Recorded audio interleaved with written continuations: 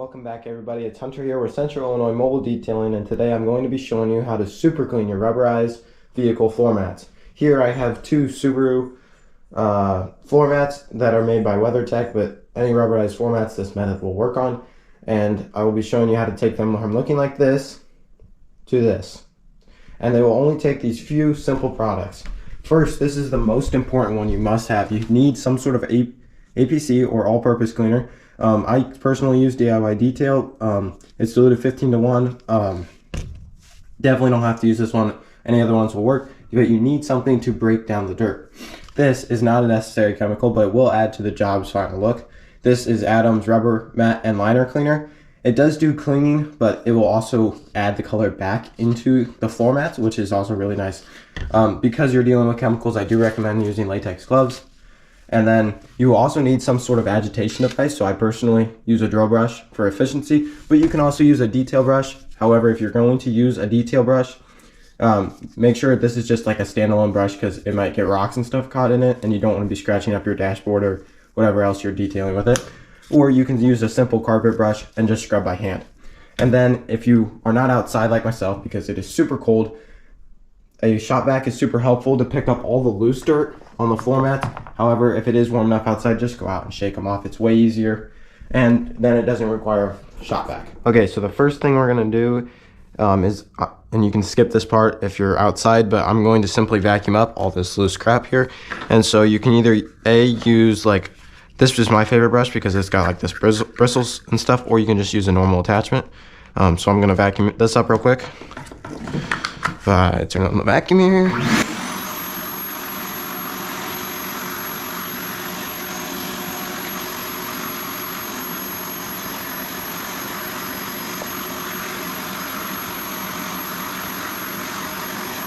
Okay, now I've got my latex gloves on because I'm going to be working with chemicals, and since I do this a lot, no need to risk extra chemical exposure, I guess.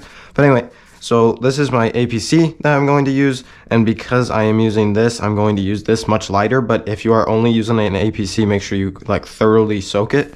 So to start, I'm going to use Adam's Rubber Mat and Liner Cleaner, and so you're just going to want to, well, I want it kind of on the spray setting. There we go. And you're going to want to get this all over.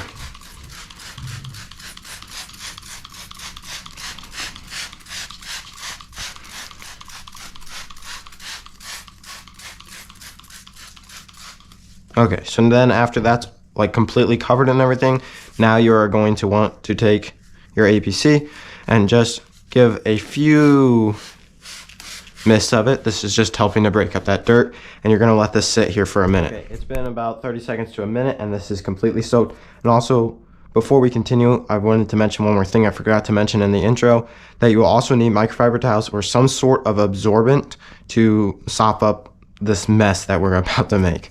So now you're going to take your agitation device, whether it be a drill brush, hand brush, detail brush, whatever, and you're going to thoroughly agitate the entire mat.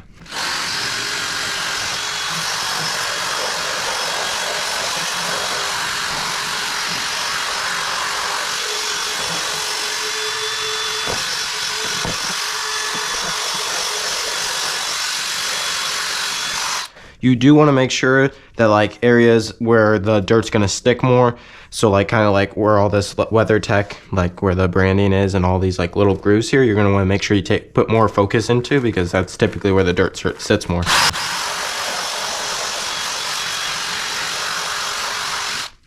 Okay, now that this has been fully and thoroughly agitated, I'm going to take my microfiber towels, and I'm not going to show you the whole process of this because it takes a little bit, but basically you're going to go through and soak up, and you can already see how clean this comes out.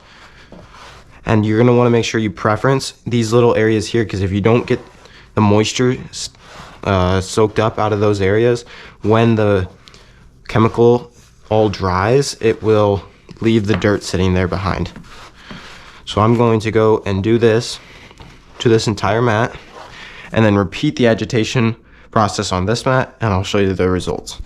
Okay, so now that both of these floor mats are done, you can see they came out pretty good, except like some of these crevices here, you can see that I missed kind of wiping a little bit, and that's just because the chemical will evaporate and then it leaves this here. So I did a much better job of it on this one. As you can see, there's not a whole lot of dirt left sitting. So if you did do this, this is very common to make a mistake. Just re-wet down those areas, and you can either just sop it up with the microfiber towel, because most of the time that dirt and stuff will already be loose. But if you did happen, or if you wanted to, you can just completely re-agitate it again, and that will work too. And one other thing I forgot to mention, these products here, such as these two, and then my brushes and vacuums and microfiber towels, those can all be found on Amazon, or most of your automotive stores will also have them. And to finally wrap it up, here is one more before picture, and here's the after. Thank you guys so much for watching, and enjoy the rest of your day.